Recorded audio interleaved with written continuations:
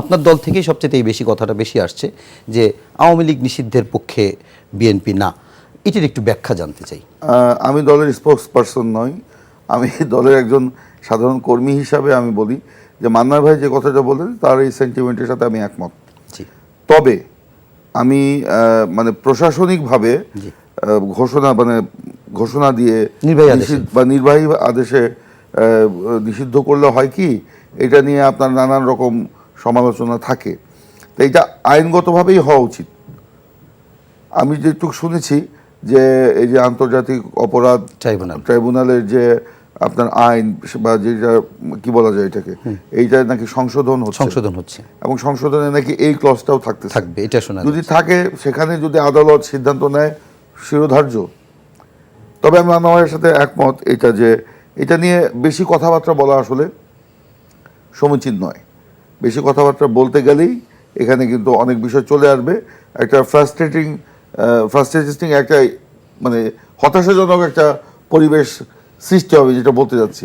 তো এইগুলো এখনই কোনো সিদ্ধান্ত না নিয়ে, ইয়েস অর নট সিদ্ধান্ত না নিয়ে আমরা পরিস্থিতির উপরেই ছেড়ে দিই। তবে আওয়ামী লীগ গণধিকৃত দল, গণহত্যাকারী দল, এই দলের গায়ে যে রক্তের দাগ লেগেছে, এই রক্তের দাগ আপনি যতই ডিটারজেন্ট দিয়ে চেষ্টা করেন না কেন, মোছার চেষ্টা করেন, এ মুছবে না। সে কারণে এই দলের নেতারা যখন জনসম্মুখে যদি একবার আসতে পারে, তখন যে সমাজে বিশৃঙ্খলা সৃষ্টি হবে। আমার ভাই মারা গেছে, আপনার ভাই মারা গেছে, মান্না ভাইয়ের প্রতিবেশী মারা গেছে, আরেকজনের বোন মারা গেছে, কতভাবে যে আমরা ক্ষতিগ্রস্ত হয়েছি।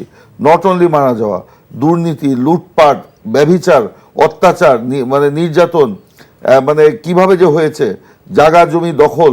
তো এগুলো মানুষ যখন তাদের সেই প্রতিশোধ নেওয়ার জন্য যদি যায়, তখন যে সমাজে একটা বিশৃঙ্খলার সৃষ্টি হবে, সেটা ঠেকাবে কে? সমাজে তো অস্থিতিশীলতা সৃষ্টি হবে। এটা নিয়ে একটু সাপ্লিমেন্টারি একটা প্রশ্ন আপনার কাছে জানতে চাই আপনার কাছে, সেটি হচ্ছে যে তাহলে আপনারাও এভাবে মনে করছেন যে তারা যা করেছে রাজনীতি করার এক ধরনের নৈতিক জায়গায় তারা নাই? কোনোভাবেই নাই। তারপরেও আপনাদের কাছ থেকে, দল থেকে যেহেতু এই বক্তব্য একাধিকবার আমরা শুনতে পাই, আমাদের দল থেকে আমি দলের মহাসচিবই বলেছেন, এই কথাটাই বলেছে। আমাদের যে মূল বিষয় যে এই নির্বাহী আদেশে এটা করার ব্যাপারটা নিয়ে আমরা মনে করছি না, তাড়াহুড়া করে নির্বাহী আদেশে না করে এটিকে আইনি প্রক্রিয়া হবে, সেটাই হওয়া উচিত এবং জনগণের উপর ছেড়ে দেওয়া উচিত। এই যে আজকে ধরেন আওয়ামী লীগ তারা সমাবেশের ডাক দিয়েছিল তাদের ফেসবুক পেজে, হাসিনা নিজেই আপনার বলেছিল। আওয়ামী লীগের সাধারণ মানুষ তো দূরের কথা, সাধারণ মানুষ তো আওয়ামী লীগের থেকে মুখ ফিরিয়ে নিয়েছে। তাদের নেতাকর্মীরা কি গিয়েছে? তাদের নেতাকর্মী কি সেখানে গিয়েছে নাকি? 5-10 জন সন্দেহভাজনভাবে 5-10 জন গিয়েছে। ও তাদের মানে এটাকে হঠকারী, আওয়ামী লীগের যে হঠকারী রাজনীতি, সেটাই তো আজকে বহিঃপ্রকাশ। তো তাদের এই কেন্দ্রীয় অফিস, আপনি যেটা আমি টেলিফোন কনভারসেশনে বললাম, তাদের নেতা নেত্রীরাই বলছেন যে সেখানে মানুষ গণশৌচাগার করে ফেলেছে কেন্দ্রীয় অফিসকে। তারা নিজেদের কেন্দ্রীয় অফিসকে যারা আপনার গণশৌচাগারের হাত থেকে রক্ষা করতে পারে নাই, তা তারা বুঝে আপনার রাজনীতিতে আসবে? তারা এখন সমাজে দেখেন ওই টেলিফোন কনভারসেশনে, আমার বলা ঠিক হচ্ছে কিনা জানি না, আমি তারপর বলি, সবাই তো শুনেছে, লাস্টের দিকে তিনি কিন্তু আর্মিকেও এখানে বিতর্কিত করার চেষ্টা করেছে। তিনি বলেছে আর্মিকে দিয়ে আমি এই কাজটা করাবো। তার মানে কি? সে আর্মিকে বিতর্কিত করার চেষ্টা করছে, আর্মি সম্পর্কে জনমনে একটা সন্দেহ সৃষ্টি করার চেষ্টা করছে। একটা আমাদের মধ্যে এখন তো আমরা ঐক্যবদ্ধ, সেনাবাহিনী, সশস্ত্র বাহিনী, জনগণ, রাজনৈতিক দল, অন্তর্বর্তীকালীন সরকার, আমরা সকলেই তো একসাথে কাজ করছি। এখানে একটা বিভেদ তৈরি করার জন্য কিন্তু চেষ্টা করছে। কত বড় সুপরিকল্পিতভাবে শেখ হাসিনা এই কাজগুলি করছে।